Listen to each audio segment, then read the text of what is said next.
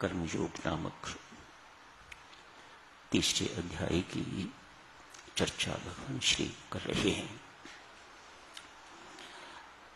आज जो श्लोक पढ़े गए हैं, भगवान श्री पार्थ को अनासक्त कर्म करने की प्रेरणा दे रहे हैं।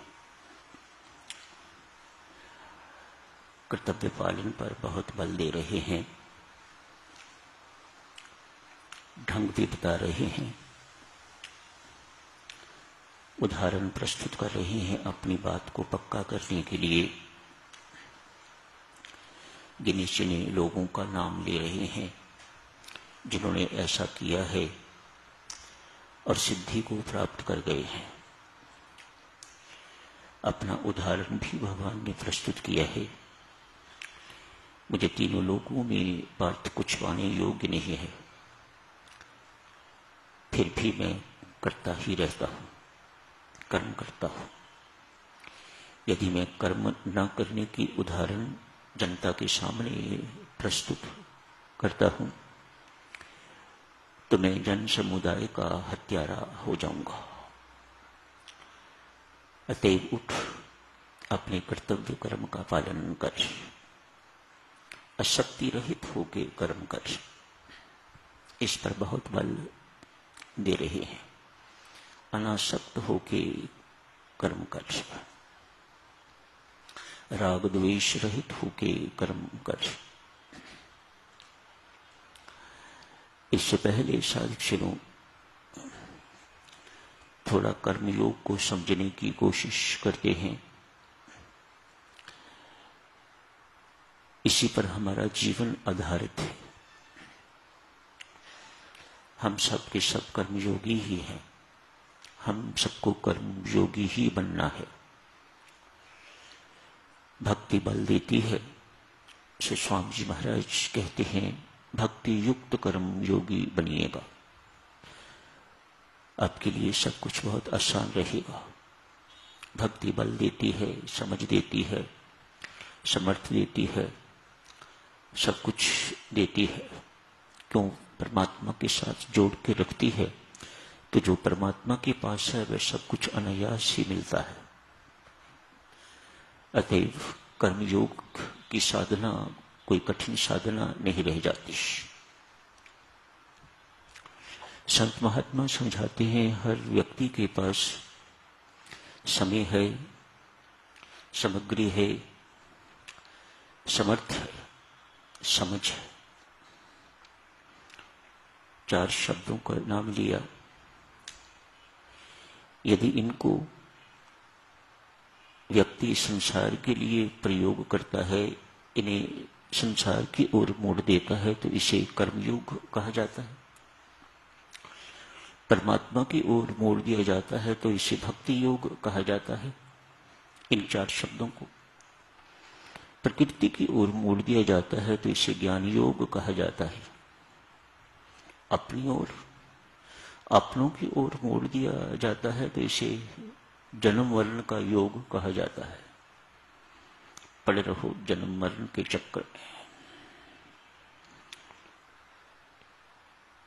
क्या है ये कर्मयोग? दिव्य सज्जनों, कर्म तो जड़ है। इससे कोई पता नहीं मैं बंधन का कारण बनूंगा या मोक्ष का साधन बनूंगा। परसों तक आप पढ़ रहे थे, प्रेरणा दी जाती है। संसारी एक दूसरे को प्रेरणा देते हैं। ये कर्म ही है जो हमारे बंधन का कारण है, इसलिए इसको करना बंद करो। भगवान श्री इस पर बहुत गहरी चोट, बहुत गहरा मुक्का मारते हैं। कहते हैं, नहीं, कर्म बंधन का कारण तब है यदि इसे समझ से न किया जाए।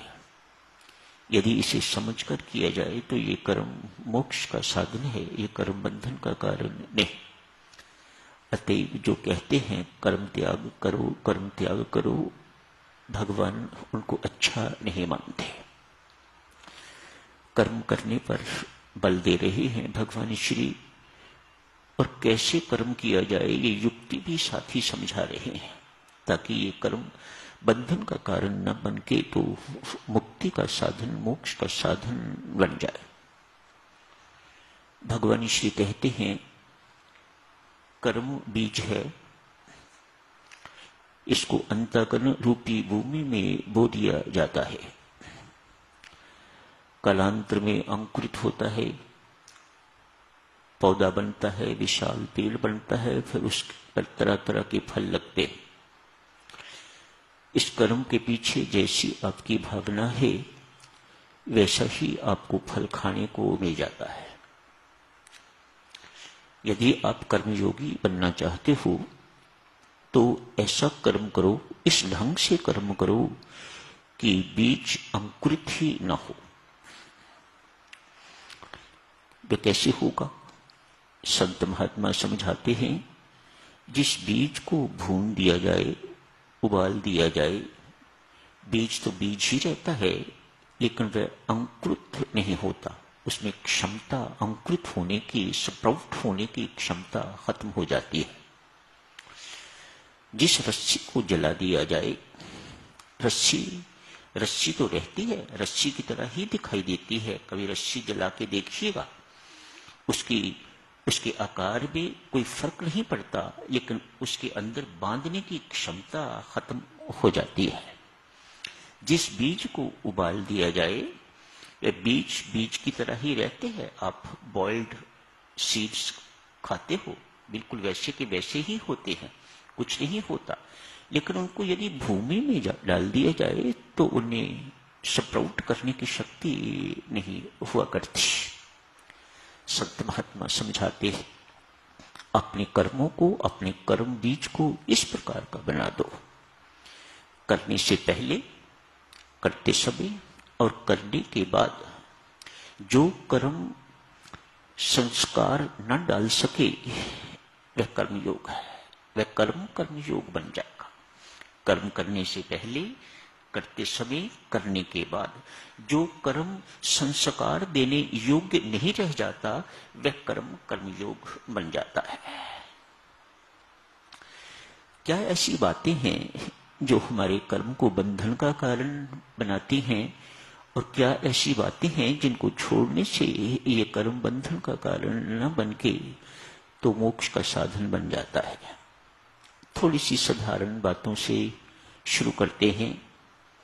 जैसे कि अर्ज की जा रही थी अभी, कर्म तो बेचारा जड़ है, उसे बिल्कुल कोई पता नहीं कि मैं बंधन का कारण, मैं पाप कर्म बनने जा रहा हूं या मैं पुण्य कर्म बनने जा रहा हूं। किस पर निर्भर करेगा? आपके भाव पर।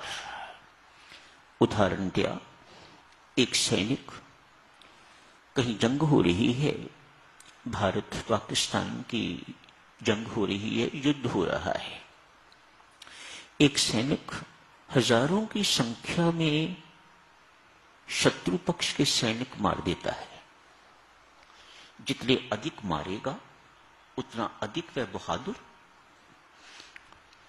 यदि हजारों लाखों को मारता हुआ वह वीर गति को प्राप्त हो जाता है तो उसे मेडल मिलता है। जितने अधिक मारेगा वहां पर उतना उसको बहादुर शूरवीर घोषित किया जाता है और उसे वीर चक्र इत्यादि प्राप्त होता है। घर आ जाता है, छुट्टी पर आके अपनी किसी कला कलेश पत्नी से कहिए और बात छोड़िए, पत्नी से थोड़ा आपस में बातचीत होती है, गर्मा गर्मी हो जाती है। सैनिक है, पुरुष है, जोर से मुख पर थप्पड़ मारता है और एक दांत बाहर निकल आता है, टूट जाता है, खून निकलता है। पत्नी का भी अपना ईगो होता है, सब कुछ सहन करने को तैयार नहीं, पुलिस को जाकर रिपोर्ट कर देती है। यही व्यक्ति जो वहां हजारों लाखों को मारने वाला और उसे वीर चक्र प्राप्त होता है, इसकी रिपोर्ट पुलिस थाने में जब जाती है तो इसको बंदी बना लिया जाता है। भाव का अंतर है। एक जगह पर वह देश के लिए युद्ध कर रहा है, हमारी रक्षा के लिए, देश की रक्षा के लिए युद्ध कर रहा है, और दूसरी जगह पर भाव शत्रुता का है, वैर का भाव है, भाव पे अंतर आ गया। डॉक्टर साहब लंबी लंबी सर्जरी करते हैं, 5 मिनट से लेके 5 घंटे तक सर्जरी चल रही है।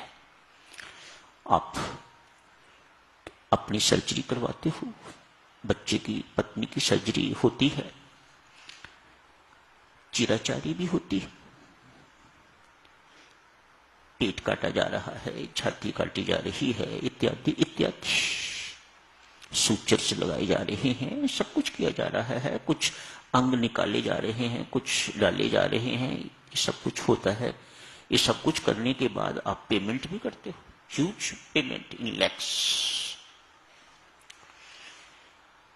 वही डॉक्टर जो वहां सर्जरी कर रहा है, घर आके उसी चाकू के साथ किसी की मामूली उंगली को भी चोट लग जाती है उसकी शत्रुता के कारण, तो उसका हाल भी वैसा ही जैसा उस सैनिक का हुआ है। वहां 5 घंटे की सर्जरी कर रहा है। भाव का अंतर से देख, ये भाव क्या क्या क्या बना देता है। तो एक मुख्य बात तो हो गई इस कर्म के पीछे कि ये कर्म बंधन का कारण बनेगा, पाप कर्म होगा या पुण्य कर्म होगा, उसके पीछे आपका भाव कैसा है इस पर निर्भर करेगा। भाव तो एक मोटी सी बात हो गई है। भगवान श्री तो पिन पॉइंट करते हैं किन किन चीजों का ध्यान रखना चाहिए। भगवान श्री कहते हैं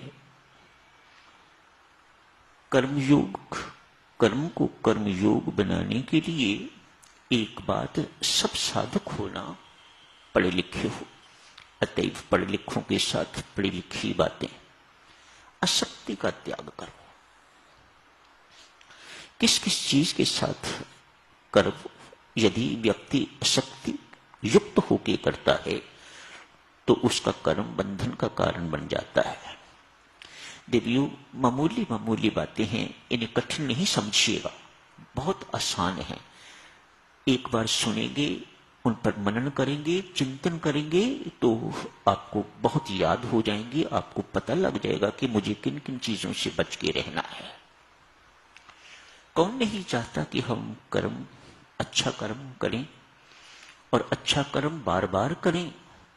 एक कर्म के प्रति आसक्ति, अच्छा ही कर्म मैं करूं तो बुरा कौन करेगा? भगवान श्री को संसार चलाना है देवियों, उन्हें सिर्फ अच्छे कर्म, सुपीरियर कर्म करने वाले ही नहीं चाहिए, उन्हें वो भी चाहिए जो घटिया कर्म, जो इंफीरियर कर्म भी करें। अगर सारे के सारे व्यक्ति सुपीरियर कर्मों के प्रति आसक्त हो जाएंगे तो भगवान की गाड़ी रुक जाएगी, भगवान की गाड़ी चलेगी नहीं।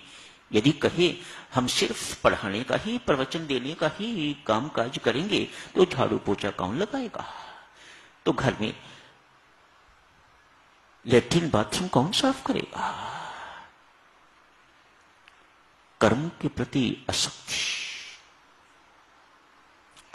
दूसरी आसक्ति, ऐसा कर्म करने से शुभ फल मिले, मैं वही कर्म करूंगा। ये इसका आधार क्या है? शुभ फल, श्रेष्ठ फल। थोड़ा पढ़ूं और मैं आईएएस ऑफिसर बन जाऊं, यदि हर कोई इसी प्रकार की सोच वाला हो जाएगा, कर्म फल क्या है? आईएएस ऑफिसर बनना या बहुत बड़ा बनना। मैं वही कर्म करूंगा जिससे करके मैं बहुत बड़ा बन जाऊं, तो ये फल के प्रति आसक्ति है। 2 आसक्तियां हो गई। आसक्ति अर्थात लगाओ, आसक्ति अर्थात राग। साधारण शब्दों में राग को समझो तो राग, जिसका व्यक्ति हर वक्त राग गाता रहे वह राग।